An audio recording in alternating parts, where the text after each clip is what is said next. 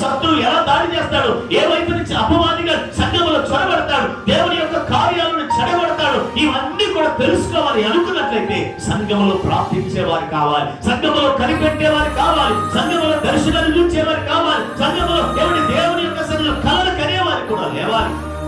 అప్పుడే దేవుని యొక్క కార్యం బహు బలముగా జరగబోతుంది. దేవునికి స్తోత్రం. హల్లెలూయా. ఎప్పుడైతే ఈ 300 మంది నిలబడ్డారో గిద్యోనుతో మాట్లాడినా నువ్వు యుద్ధానికి బయలుదేరాలన్నప్పుడు ఉదయకాలం ముందే తెల్లవారుజామున లేచి వారందరినీ కూడా వ్యూహపరుస్తున్నప్పుడు అందులో కొంతమందికి ఏమొచ్చేస్తున్నాయంట, కళలు వచ్చేస్తున్నాయి, దర్శనాలు వచ్చేస్తున్నాయంట. ఈలోగా గిద్యోను వచ్చేసరికి అందులో ఒకడు లేచి వచ్చాడు, అయ్యా రాత్రి నేను ఒక కళ కన్నాను. దేవునికి స్తోత్రం. హల్లెలూయా. దేవుడు చూపిస్తాడు మన ముందు జరుగుతున్న సభల కొరకు దేవుని యొక్క కార్యాలు ఎలా జరిగించబోతున్నాడు, ఏ విధంగా దేవుని యొక్క పని జరగబోతుందో, వస్తున్న సేవకుడు దేవుడు ఎలా వాడబోతున్నాడు, సంఘము ద్వారా దేవుడు ఎటువంటి కార్యాలు జరిగించబోతున్నాడు, దేవుడు ఈ ప్రాంతాన్ని లేకపోతే ఈ గ్రామాన్ని, ఈ ప్రాంతంలో ఉన్న విశ్వాసాలను ఎలా మండించబోతున్నాడు, ఏ విధంగా ఉజ్జీవించబోతున్నాడు మనకు తెలియదు. కానీ దేవుడు ఆ పనిని జరిగించబోతున్నాడు. 2 చేతుల పైకి దేవుడికి స్తోత్రం చేద్దాము. హల్లెలూయా. అందుకే దేవుని యొక్క కార్యాలు జరగాలనుకున్నట్లయితే ప్రియకుమారుడు ఏమాత్రం భయపడేవారు ఉండాలి. దేవుని యొక్క కార్యాలను అడ్డగించేవారు ఎవరు కూడా ఉండకూడదు. హల్లెలూయా.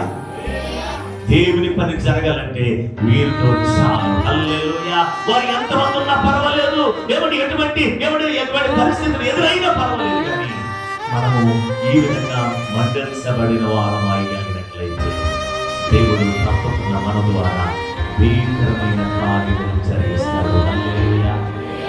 హల్లెలూయా. హల్లెలూయా. ఇప్పుడు అందులో ఉన్నాడు ఒక వ్యక్తి లేచి చెప్తూ ఉన్నాడు, సాక్షి పెట్టో తెలుసా? అందులో ఉన్న ఒక వ్యక్తి చెప్తున్నాడు, సాక్షి పెట్టి, అయ్యా రాత్రి నేను ఒక కల కన్నాను, ఒక యావనరుడు వచ్చింది, అది దొరుకుంటూ ఆ యొక్క మిథ్యానీయుడి యొక్క గుడారం మీద పడింది. హల్లెలూయా. హల్లెలూయా. దేవుడు ఈ ప్రాంతంలో దేవుడు బలమైన కార్యములైన జరిగిస్తాడనమాట. హల్లెలూయా. అందుకే ప్రార్థించేవారు సంఘానికి కావాలి. దేవునికి స్తోత్రం. డబ్బులు ఇచ్చేవారు కాదు, మాటలు మాట్లాడేవారు కాదు, దేవుని నిన్నని చెప్పుకునేవారు కాదు, కానీ సంఘానికి కావాల్సిన మోకరించి దేవుని యొక్క సన్నిధిలో ప్రార్థించేవారు ఉంటే చాలు, ద్వారాలు దేవుడు తెలుస్తాడు. 2 చేతుల పైకి దేవునికి స్తోత్రం చేయాలి. హల్లెలూయా. దేవుడు ఎవరి ద్వారా జరిగించాలో ఆయన ద్వారా జరిగిస్తాడు. నువ్వు చేయవలసిన పని నువ్వు చేయగలిగినట్లయితే చేయవలసిన కార్యములు అయినా దేవునికి స్తోత్రం. హల్లెలూయా. హల్లెలూయా. అంటున్నాడు ఆ యావనరుడికి ఎవరో తెలుసా? గిద్యోనే. దేవునికి స్తోత్రం. హల్లెలూయా. దేవుడు చూపిస్తాడు.